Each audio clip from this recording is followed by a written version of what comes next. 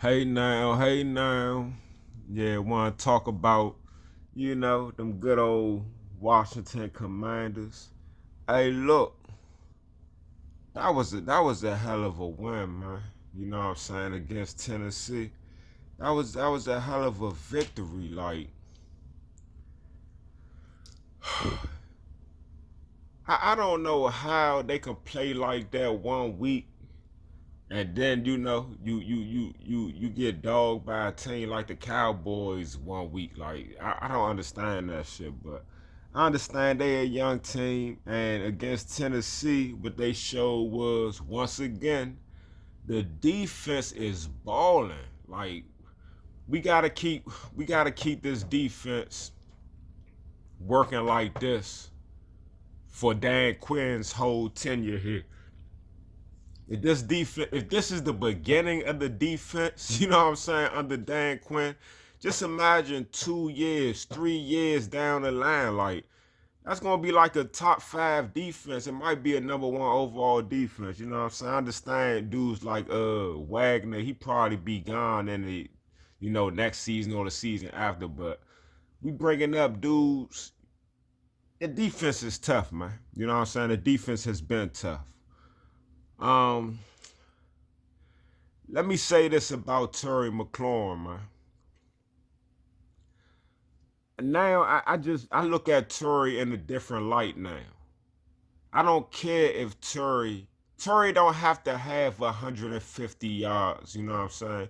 You see these dudes like Jamar Chase and some of these other dudes. They be having them explosive games. Jamar Chase had a game with over 200 yards receiving and multiple touchdowns. Terry don't have to do that. Terry can have what he had in this game, like I think like 80 something yards receiving, 6 or 7 catches, 2 touchdowns, and his impact is just great, man.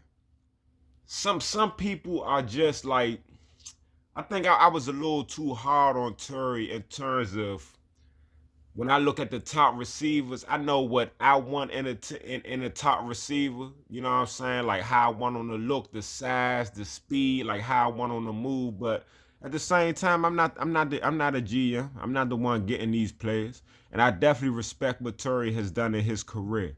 But it's the intangibles with Terry, man. Like the stuff that don't come up on a stat sheet is it's just his energy. Like if you see Terry like screaming and he animated and all that, it's like the whole team feed off that energy. You know what I'm saying? If Terry get involved, he don't have to have 10, 11, 12 catches and all. Just get him, just show that you're trying to get him involved, give him a couple of catches early, and it's just like it's just the momentum, like the energy of the team. It's just everything is Terry is the most. Terry's that dude on our team, man. Jayden Daniels as a player is the most important piece because he's the quarterback. Outside of Jayden Daniels, man, Terry McLaurin is the most important piece on that team. He's definitely outside of Jayden the most important piece on that offense. And we are going to go how Terry go. If Terry shine, listen, whether you believe he a top five receiver or not, whatever. It don't even matter, man. He's our number one receiver. You know what I'm saying? Whether you believe he's a true number one, he's a top 10, top 15, top 20, he's our number one. And him being our number one, when he's balling out and he's doing good, then the whole team do good. And he don't have to have 200 yards receiving or 160 yards. He could just have 80 yards receiving, and you know what I'm saying? It's just when he catch the ball, it's important moments, man. He catching them in important moments. He getting first downs. He's getting explosive plays. Like Torrey doing it, man. Torrey balling, man. And like I said, it ain't just about the numbers with Terry, man. It's just the energy and the life that he put into that team, man. Like he's that dude, man. Terry is that dude on that team, and they need to make sure they game planning and getting that dude the ball. Like, Terry's the type of player that even if he's not open, if it don't seem like he got a lot of separation, you gonna force him the ball, because when it comes to that 50-50 ball stuff, Terry's getting it. Them 50-50 balls, he's probably catching them like 75% of the time. They not 50-50 with Terry. They like 75-25. Like, hey, he don't have to be wide open for you to throw on the ball. He don't have to create a whole lot of separation. Just make sure you get on the ball, man. Get on the ball. You know what I'm saying? The screen passes will work if they're blocked perfectly. You know what I'm saying? Like, he ain't really the type of dude that's going to juke a lot of people out. But hey, if he can get around that first dude, and then he got a couple of blocks, like he's fast. He can run in a straight line. You know what I'm saying? He gonna get some yards. Like, hey man, I'm impressed by Terry McLaurin, man. I'm impressed. That's just what it is, man. Like, I'm impressed, man. This is his best season so far in his career. And you see what he do when we finally got a quarterback. The dude is a baller. And with that being said, we still need another receiver, dog. You know what I'm saying? With all that being said, we still need another receiver, man. We cannot go into the Terry is stamped. I hope Terry have like a 12, 13, 14-year career and he's balling like Mike Evans. Mike Evans, like, I don't know what it is about him, but his game don't change. He's like the same player now that he was 12 years ago when he was a rookie. It's been 12 years? I think so. Yeah, but I'm impressed by Terry, man. He balled out. We got to get that dude the ball. Jayden Daniels, man, he is who he is, man. He will be looked at as one of the best QBs in the league. And I hope we continue going up. Our trajectory is going up. And I hope Baltimore don't start going down. Because I want next season or 2 seasons from now, 2, 3, 4 years, that, you know what I'm saying, we can have a battle with a beltway for the Super Bowl. Baltimore versus Washington, Ravens versus Redskins, you know what I'm saying, Lamar versus Jayden in the Super Bowl. That would be phenomenal. That would be phenomenal for the DMV. It'll be phenomenal for the Baltimore area. It'll be phenomenal just for the whole Baltimore, top part, the whole Maryland period. You know what I'm saying, DC, and Virginia, you know what I'm saying? So, yeah, that'll be awesome. But we definitely need a receiver. We can't go into next season with, all right, we got Terry, but then after Terry, we got Noah Brown, De'Ami Brown, Alameda Zakir. I don't think Alameda will be on our team next year. I really don't think Noah Brown gonna be on the team next year. De'Ami Brown has a skill set that even though he be messing up sometimes, and you know, sometimes he don't really do a lot, but he has like a skill set that it's hard to let it go, because he gonna shine in the preseason. He gonna shine and he gonna show you like, oh yeah, we can still use him. So he'll probably make the team as like the third, hey, if he like a third or fourth option. I could see De'Ami Brown, but I don't see Noah Brown staying on the team, Alameda. But even if De'Ami stay, even if Luke McCaffrey stay, I say get T. Higgins. I say draft a receiver also. I say get T. Higgins and draft a receiver or a tight end or a running back with our first round pick. You know what I'm saying? Draft who's ever the best skill, whatever the best skill player is available.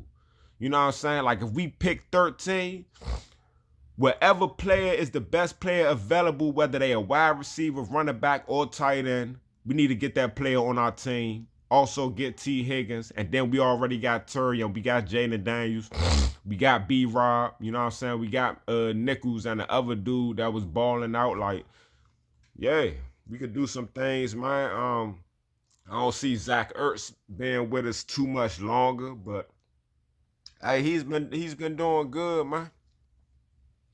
He's been doing good. I want to see I hope Sinat can end up being like I hope he could be what Zach Ertz was when Zach Ertz first started. I hope Sanat could be like a Brock Bowers type tight end. You know what I'm saying? Aaron Hernandez, Tony Gonzalez, I know I'm saying names, Shannon Sharp, you know what I'm saying? Travis Kelsey, you know what I'm saying? Gronk, you know what I'm saying? We need that type of tight end. Like teams need that type of tight end nowadays. It take the pressure off of your receivers, and like you could check down to them tight ends. Like instead of just checking down to a running back, like them tight ends get open, man. When you got a tight end that's like that, hey, they hard. When you got a tight end that can play like a receiver, that's really good. He's a tight end, but he plays like a receiver. They hard to cover, man. They hard to account for. That's why Brock Bowers is doing what he doing, because of his size, he's too big for corners to check him. You know what I'm saying? And then he's too fast for like linebackers to check him. And then even safeties, like he's too physical and he's like too fast for the safeties. Like, you know what I'm saying? Like when you got a tight end like that, and I was thinking that Sanat can be that type of dude. I hope he is. But hey man, this was a well-deserved win. It's just I'm dumbfounded how we can look so phenomenal on certain weeks and then play like trash on certain weeks, man. But at our best, you see what we are at our best, man. At our best, we can compete with anybody. We just ain't the type of team that could be taking teams for granted. Look, we got, 4 games left? Hey, man, if we want the playoffs, it's all type of ways we can get into the playoffs, man. All type of ways. We don't know what the other team's going to do, how much they going to lose. But for me, if we win all these games, we got 4 games left. If we win the 4 games, we in a playoff. We control our own destiny. Right now, we have the seventh seed.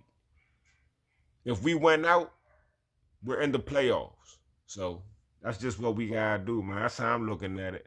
And then like winning out ain't hard. I mean, let me not say it ain't hard because you playing professionals, but we gotta play the Cowboys again.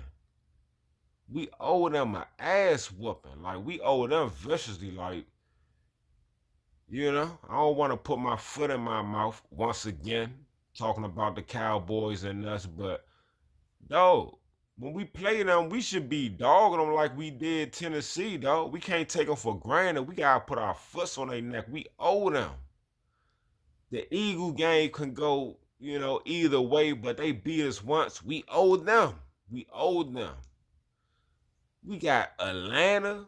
Come on, dog. We can't take no teams for granted, but Atlanta and Kirk Cousins, they not that good, dog. And I gotta look up and see who's the 4th team, or y'all in the I ain't gonna say y'all in the comments, cause by the time people respond to this, I would be and looked it up myself. But I don't know right now who the 4th team is we playing. But yeah, we got Atlanta, Dallas, Eagles, and yeah, somebody else, man. But we need to sweep that. I'm not scared of no team. Like, I don't see no team in the NFL like, damn, man, this team is way better than us. Like, Kansas City like that, but they've been winning games. Some of their games seem like a little lucky.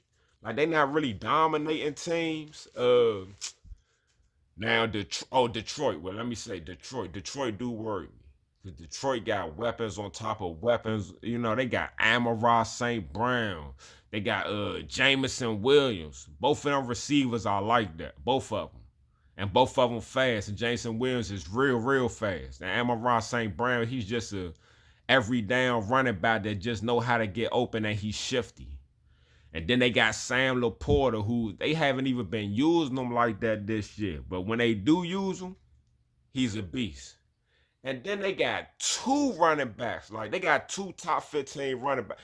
I almost want to say they got 2 top 10 running backs. Jahmyr Gibbs is a top 10 running back.